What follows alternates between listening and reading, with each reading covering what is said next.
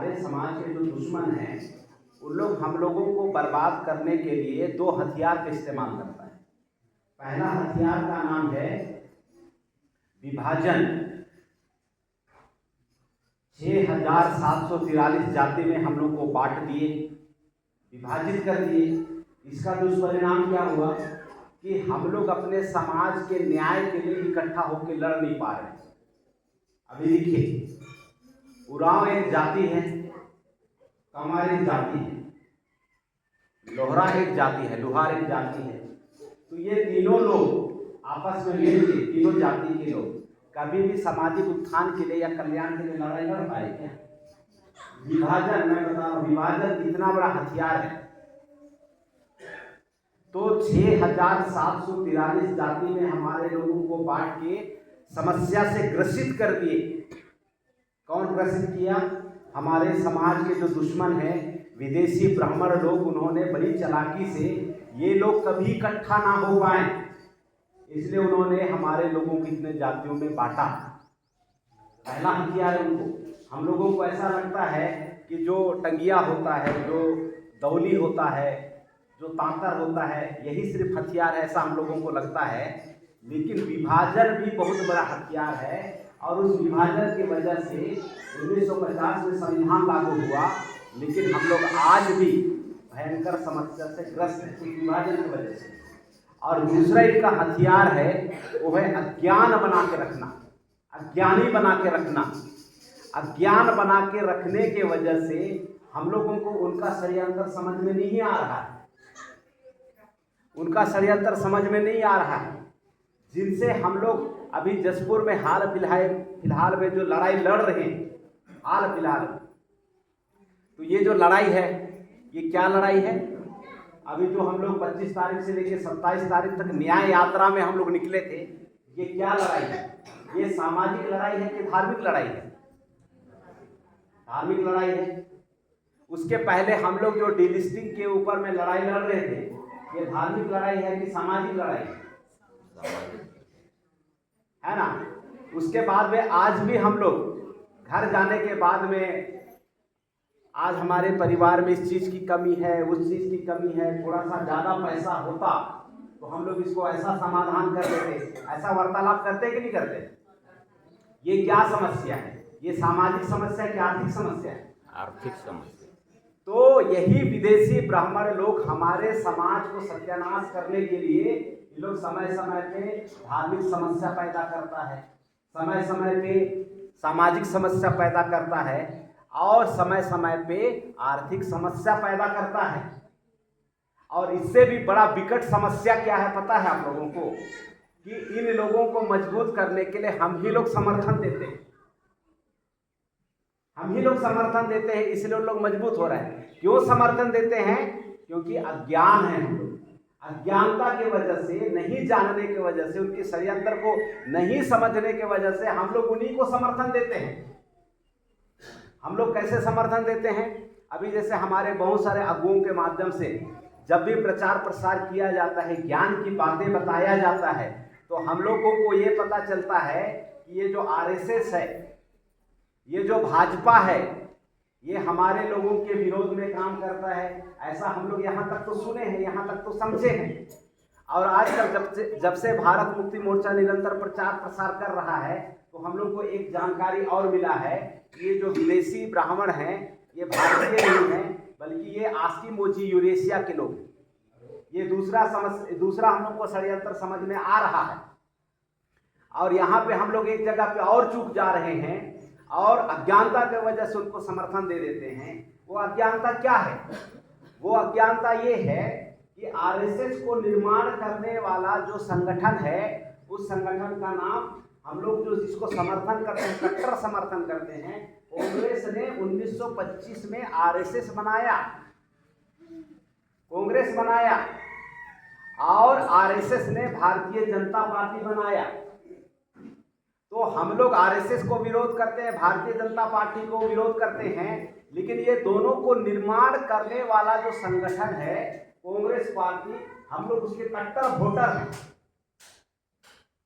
और ये जो दोनों लोग मिलके, कांग्रेस के ब्राह्मण मिलके, भाजपा के ब्राह्मण मिलके आपके और हमारे जिंदगी में सामाजिक समस्या पैदा कर रहा है, धार्मिक समस्या पैदा कर रहा है और आर्थिक समस्या पैदा कर रहा है।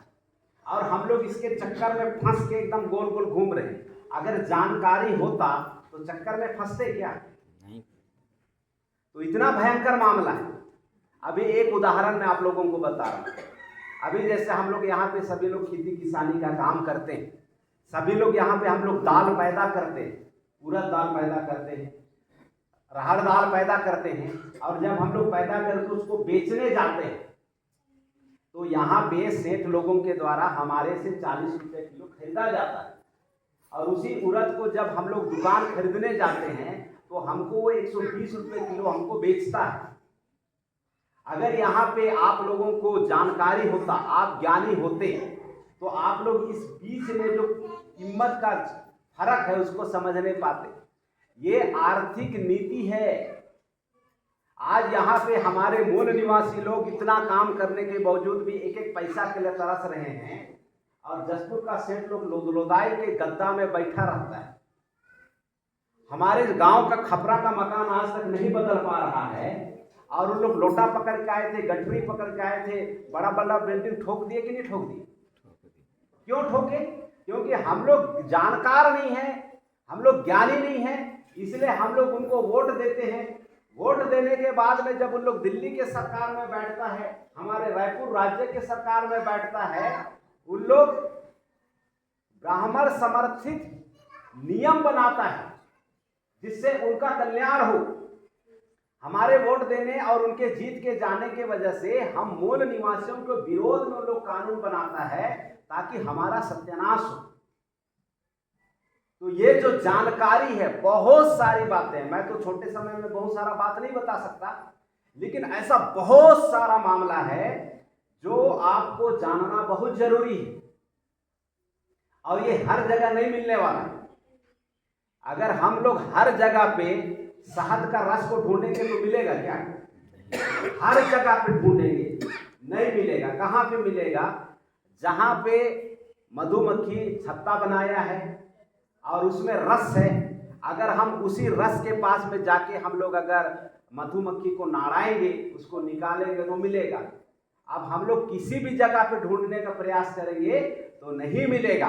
वैसे ही जानकारी हर जगह पे नहीं मिलेगा, विशेष जगह पे मिलेगा। और ये जो भारत मुक्ति मोर्चा नाम का जो संगठन है, हम ईसाइयों को जानकार बनाने के लिए, मजबूत बनाने के लिए हम लोगों के बीच में बहुत पहले एक संगठन का निर्माण किया था। उस संगठन का नाम है राष्ट्रीय क्रिश्चियन मोर्चा। राष्ट्रीय हिंदी शब्द है और जो क्रिश्चियन है अंग्रेजी शब्द है। राष्ट्रीय क्रिश्चियन मोर्चा, हिंदी में अगर इसको बोलेंगे तो राष्ट्रीय ईसाई मोर्चा। तो राष्ट्रीय क्रिश्चियन मोर्चा बनाया हुआ है, और ये पूरे देश में हमारे ईसाइयों की प्रताड़ना को देखते हुए राष्ट्रव्यापी, देशव्यापी संगठन का निर्माण किया जा रहा है। समस्या के समाधान के लिए निर्माण किया जा रहा है साथियों। तो हमारे छत्तीसगढ़ में राष्ट्रीय क्रिश्चियन मोर्चा बड़ी तेजी से, बड़ी मजबूती से संगठित हो रहा है। और 6 नवंबर के दिन, 6 नवंबर को बुधवार पड़ रहा है, बुधवार के दिन में 10 बजे से अंबिकापुर के राजमोहनी भवन में प्रदेश अधिवेशन हो रहा है राष्ट्रीय क्रिश्चियन मोर्चा का। और भारत मुक्ति मोर्चा, राष्ट्रीय क्रिश्चियन मोर्चा का जो भी कार्यक्रम होता है, इसकी विशेषता है। विशेषता क्या है? दूसरे कार्यक्रमों में आप जाएंगे, लोग वहां पे बोलने ही नहीं देते, बोलने नहीं देते हैं, मत बोलो मत बोलो, ऐसा बोल बोल के ना आप लोगों को मना करता है। मेरे को भी मना करता है, मेरे को बोलने नहीं देता है। क्यों? क्योंकि इस बंदे को बोलने दिया जाए तो पूरा भंडा फोड़ता है। ये ऐसा भंडा फोड़ेगा, ऐसा भंडा फोड़ेगा कि अपने लोगों को जगा देगा। इसलिए मेरे को ज्यादातर जगह पे बोलने से मना करते हैं कि इस बंदे को रोको बोलने के लिए। तो ये जो राष्ट्रीय क्रिश्चियन मोर्चा की विशेषता क्या है कि जिस विषय के ऊपर में, जिस समस्या के ऊपर में बात करना है, उसका सबसे पहले विषय निर्धारित करता है। और वक्ता लोगों को बोलते हैं कि आपको दायां बायां उल्टा पुल्टा बात नहीं करना है, इसी विषय के आधार पे ही आपको बात को रखना है। देखिए फर्क, देखिए दूसरे जगह पे बोलने से मना किया जा रहा है, अरे ब्राह्मण को विदेशी मत बोलो, हमारे लोगों को कांग्रेस का सच्चाई मत बताओ, ऐसा बता छुपाया जाता है। और इस जगह की विशेषता ये है कि समाज का जो समस्या है, चाहे सामाजिक समस्या हो, चाहे आर्थिक समस्या हो, चाहे धार्मिक समस्या, खुल के बोलो। खुल के बोलने से क्या है कि लोगों को समझ में आएगा, समझ में आएगा तो भाई ज्ञानी बनेगा। तो इतना बड़ा फर्क है, इसलिए मैं यहाँ पे आप लोगों को निमंत्रण देने आया। और वहाँ पे जो राष्ट्रीय क्रिश्चियन मोर्चा का, जो भारत मुक्ति मोर्चा का एक शाखा है, एक आउटपुट विंग है, वो जबरदस्त शाखा है। और यहाँ पे देश भर के वक्ता लोग आने वाले। और यहाँ पे मैं तो जिला का और गांव का थोड़ा मोड़ा जैसे तैसे मैं थोड़ा प्रयास कर रहा हूँ आप लोगों को जानकारी देने के लिए। लेकिन वहाँ पे जो आप लोग देखेंगे, धुरंधर वक्ता लोगों को आप सुनेंगे, धुआंधार वक्ता लोगों को आप सुनेंगे। और वो लोग जबरदस्त है। इस संगठन में 20-20 साल से ज़्यादा समय हो गया काम करते, और वो एक एक बात को आपको बताएंगे कहाँ कहाँ पे हमसे चूक हो रहा है, और उस चूक होने की वजह से हमारा समाज का कैसे सत्यानाश हो रहा है, हमारे बच्चों का कैसे भविष्य बर्बाद हो रहा है। ये तमाम चीज़ें आप लोग वहाँ पे सुनेंगे। आज हमारे लोगों के साथ में इतना बड़ा षड्यंत्र किया गया साथियों, और इस षड्यंत्र की वजह से हमारा जो समाज है उबर नहीं पा रहा है। अभी जैसे बहुत बार आप सुनते हैं कि ये जो जापान है, ये जो चाइना है, ये जो अमेरिका है, जो यूरोप कंट्री है, ये हमारे भारत से 100 साल ज़्यादा एडवांस है, ऐसा सुनने को मिलता है। तो आज हम लोग एडवांस क्यों नहीं है? हम लोग पीछे क्यों चले जा रहे हैं? क्योंकि ब्राह्मणों को डर है। ब्राह्मणों को क्यों डर है? क्योंकि वो संख्या में कम है, 3.5% है, पहला डर है। दूसरा डर है वो विदेशी है, संख्या में कम है, 3.5% अल्पसंख्यक हैं, विदेशी हैं। उनको डर है ये समाज के लोग कहीं पढ़ लिख ना जाए, ये कहीं जानकार ना हो जाए, और हम लोग जो भारत के सत्ता में कब्जा करके रखे हुए हैं, ये समाज जिस दिन जागेगा उस दिन सत्ता को कब्जा कर लेगा। सत्ता को कब्जा कर लेगा तो हमारी जिंदगी का जो वजूद है वो खतरे में आ जाएगा।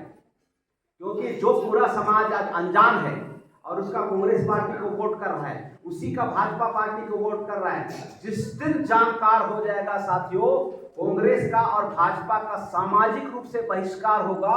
और जब सामाजिक रूप से बहिष्कार हो जाएगा, विदेशी ब्राह्मण शासक नहीं बन पाएगा, शासक नहीं बन पाएगा, आपके विरोध में कानून नहीं बना पाएगा, आपके विरोध में कानून नहीं बना पाएगा। आप समस्त साथी लोग इस देश में सबसे अमीर बनने वाले हैं। संविधान में बाबा साहब अम्बेडकर आदिवासियों को सबसे ज्यादा विशेष अधिकार दिया, 80,000 लाख करोड़ का मालिक बनाया। खनिज संपदा जितने भी धरती के अंदर में दबी हुई है उसका मालिक आदिवासी होगा, ऐसा संविधान में लिखा है। विदेशी ब्राह्मण उस चीज को भली भांति जानता है, इसीलिए हमारा जशपुर जिला 5वीं अनुसूचित क्षेत्र होने के बाद में भी उसको अमल में नहीं ला रहा है। अमल में नहीं लाके रायगढ़ में खनिज संपदा का मालिक जिंदल को बनाया, हसदेव में खनिज संपदा का मालिक अडानी को बनाने का प्रयास कर रहा है। हमारे तपकरा इधर फरसाबहार इलाके में सोना का जो खनन है वो अडानी को देने का काम कर रहा है। क्यों? क्योंकि अगर आदिवासी सोना का मालिक बन जाएगा, पत्थर के कोयले का मालिक बन जाएगा, लोहे का मालिक बन जाएगा, तो आज अडानी भारत देश में जितना अमीर है, जिंदल भारत देश में जितना अमीर है, उससे ज्यादा अमीर आदिवासी हो जाए। इतना भयंकर षड्यंत्र है। अज्ञानता की वजह से षड्यंत्र समझ में नहीं आ रहा है, और हम लोग अपने ही दुश्मन को राजनीतिक समर्थन दे रहे हैं। राजनीतिक समर्थन देने के वजह से वो आदमी, वो जो दुश्मन है, दिल्ली में बैठ रहा है और हमारे समाज का सामाजिक समस्या पैदा कर रहा है, हमारे समाज को आर्थिक समस्या पैदा कर रहा है, और हमारे समाज को धार्मिक समस्या पैदा कर रहा है। ये ऐसे ही पैदा नहीं हो रहा है, पैदा किया जा रहा है, दुश्मनों के द्वारा पैदा किया जा रहा है साथियों। और इसको हर परिवार को, हर किसी को, बच्चे को, बुजुर्ग को, जवान को जानना बहुत जरूरी है। इसलिए हम लोग न्योता आप लोगों को दे रहे हैं। 6 अक्टूबर बुधवार के दिन में राजमोहिनी भवन अंबिकापुर में 10 बजे से जन जागरण का कार्यक्रम शुरू हो रहा है। ईसाइयों का महासभा वहां पे हो रहा है साथियों, जिससे समस्त समस्या को आप लोग जान सकें और जानेंगे तो समस्या का समाधान आप ऐसे ही कर जाएंगे। तो हम लोग को वहां जाना है। कैसे जाना है? हम लोग को जाना है साथियों, बहुत सारे लोगों को जाना है, क्योंकि अगर हम लोग 2, 4, 10 लोग जाएंगे और वहां पे उस बात को सुनेंगे और वैसे ही यहाँ पे बता नहीं पाएंगे कि बता पाएंगे नहीं। अभी जैसे मैं 5-10 मिनट के अंदर में जितनी बातों को बोला एकदम सेम टू सेम आप लोग रिपीट कर पाएंगे क्या? थोड़ा मुश्किल जाएगा। अभ्यास करने से ये भी संभव है, लेकिन पहली बार में मुश्किल जाएगा। तो इसका स्मार्ट उपाय क्या है? इसका स्मार्ट तरीका ये है साथियों, और भी हमारे अन्य अन्य बस्तियों से हमारे लोगों को बहुत ज्यादा संख्या में लेके जाना है। मतलब कि बोलेरो में जाना, स्कॉर्पियो में जाना, पिकअप में जाना, ये गुजरे जमाने की बात है।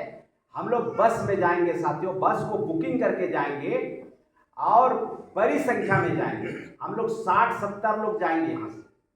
और जो बात वहां पे बताया जा रहा है, जन जागृति का, जन जागरण का, महासभा में, ईसाई महासभा में जो बताया जा रहा है, मेरी दिली तमन्ना है कि आप लोग उन बातों को अपने कान से सुन के आइए।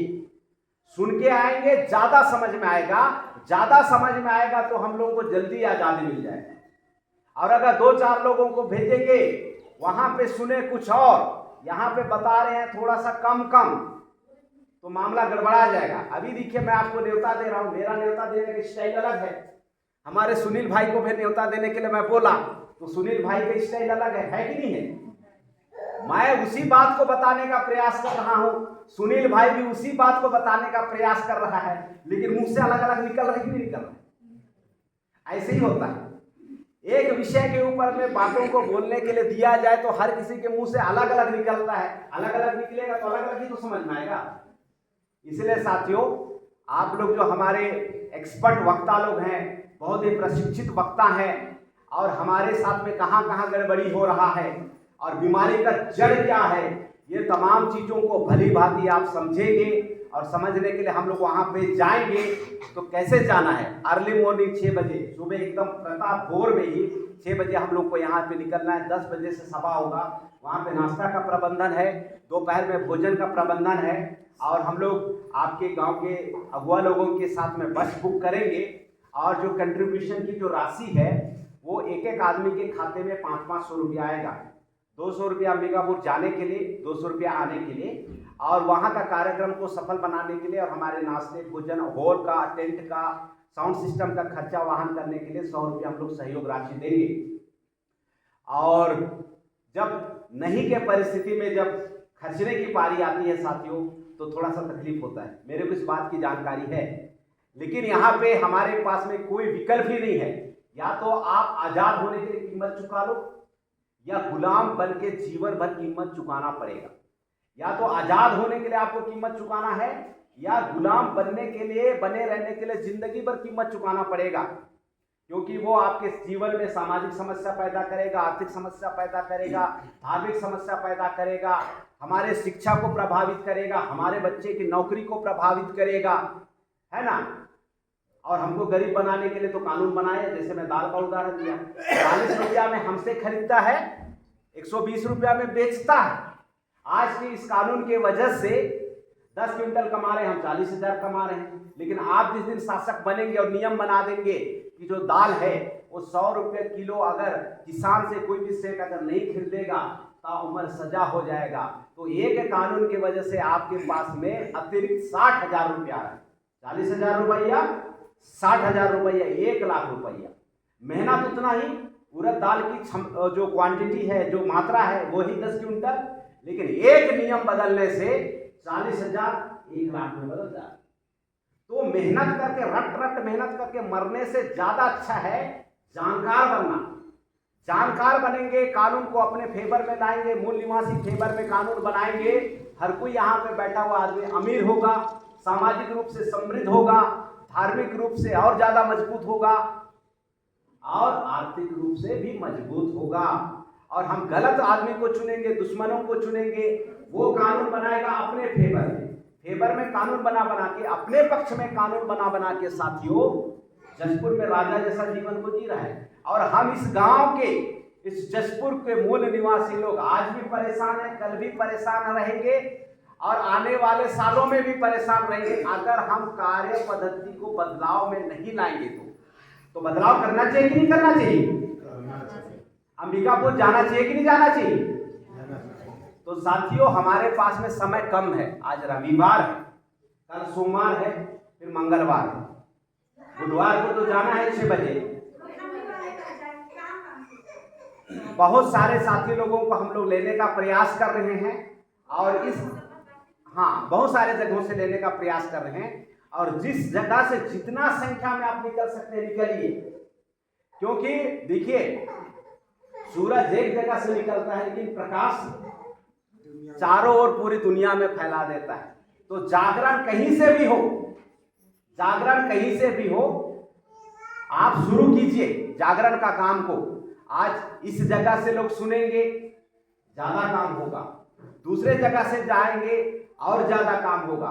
तो अब हम लोग प्रयास कर रहे हैं हर जगह से लोगों को निकालने के लिए। अब किस जगह से कितना लोग निकलते हैं ये आप लोगों के तैयारी के ऊपर में है, लेकिन ये जो प्रचार है अगर इस जगह से पूरी दुनिया में फैले तो हमारे लिए और अच्छी बात है। अगर दूसरे जगह से भी ज़्यादा, हालांकि अभी तक हम लोग 5 बस का तो जुगाड़ कर चुके हैं, 5 बस का व्यवस्था हो चुका है, तो बहुत सारे जगह से आ रहे हैं। सोशल मीडिया में वीडियो रिकॉर्ड हो रहा है, इसलिए मैं जगह का नाम नहीं ले रहा हूँ। हमारे लोग इकट्ठा हो उससे पहले दुश्मन वहाँ पे चला जाए और हमारे लोगों को मटिया मेट करके कहीं डिस्टर्ब ना कर दे, इसलिए मैं वो अलग अलग जगहों का नाम नहीं ले रहा हूँ मैं। लेकिन तैयारी चल रही है, अभी तक 5 बस का व्यवस्था हो चुका है, ये 6वां बस की तैयारी चल रही है। तो बड़ी तादाद में लोग जाएंगे, यानी कि वहाँ पे जो लोग जमा होंगे तो 6-7 हज़ार की संख्या में तो जमा होंगे ही होंगे। यहाँ से हम लोग अगर जो प्रयास कर रहे हैं, अगर 6 बस में 60-60, 70-70 लोग अगर यहाँ पे बैठ जाते हैं तो 350-400 तो यही पे होने वाले हैं इधर से ही। दूसरे कार्यक्रमों में आप देखेंगे 500-400 लोग तो वहाँ पे पूरे सभा में होते हैं, यहाँ पे तो हम ही लोग इतना संख्या में हो जा रहे हैं, तो बड़ी तादाद है। तो यहाँ पे हमारे जो यहाँ के अगुआ लोग साथियों को मैं अपील करना चाहता हूँ कि सभी परिवार से 500-500 रुपये इकट्ठा करने के लिए जैसे रजिस्टर है उस रजिस्टर को लीजिए, नोट बनाइए और पूरा पैसा को आप लोग चंदा कीजिए, वहाँ पे सहयोग राशि के रूप में लीजिए। उसके बाद में बस बुकिंग का प्रक्रिया को शुरू करते हैं साथियों। और ऐसा जो मौका है जिंदगी में बार बार नहीं आता है, साल में एक बार प्रदेश अधिवेशन होता है और ये कार्यक्रम कई महीनों में बहुत ही महत्वपूर्ण है। और मैं पूरे जशपुर जिला के, पूरे प्रदेश के ईसाइयों को और गैर ईसाइयों को और जशपुर जिला के पूरे ईसाइयों को और गैर ईसाइयों को मैं निमंत्रण दे रहा हूं कि ये सिर्फ धर्म की महासभा नहीं है। धर्म की महासभा होने के साथ साथ में हमारे जो सामाजिक व्यवस्था है, हमारी जो धार्मिक व्यवस्था है, हमारी जो संवैधानिक व्यवस्था है, राजनीतिक व्यवस्था है, चारों व्यवस्था के ऊपर में खुल के यहाँ पे बात होगी। और खुल के बात होगी, हम लोगों को बहुत सारी बातें जानकारी में आएगा, जागृति में आएगा, जिससे हम लोग इस समाज का कल्याण कर सकते हैं और हमारे भारत देश के 6743 जाति का हम लोग कल्याण कर सकते हैं। बहुत मजबूत तरीके के साथ में हम लोग उस चीज को पहल कर सकते हैं, उद्धारकर्ता बन सकते हैं। इसलिए साथियों, बड़े पुरजोर तरीके के साथ में इस निमंत्रण को स्वीकार कीजिए। और हम लोग बुधवार के दिन अंबिकापुर में रहेंगे बहुत सारे लोगों के साथ में, और उस महाजागरण के उस कार्यक्रम में साथियों, जिससे हमारा समाज जाग सके। आज के इस मौके पे मैं इतनी ही बातें बोलते हुए मैं अपनी बातों को विराम देता हूं। आप सभी साथियों को बहुत बहुत धन्यवाद। और सभी साथियों के एक बार जोरदार बुलंद आवाज में जय मूल निवासी, जय मूल निवासी, बहुत बहुत धन्यवाद साथियों। इसके पश्चात में साथियों, जन आंदोलन को मजबूत करने के लिए आर्थिक सहयोग प्रदान करें, जिससे हमारा जो मूल निवासी आंदोलन है वो मजबूती के कगार पे जा सके। सभी साथियों से अपील है, फ़ोन पे और QR कोड में सहयोग प्रदान करें। धन्यवाद। जय मूल निवासी।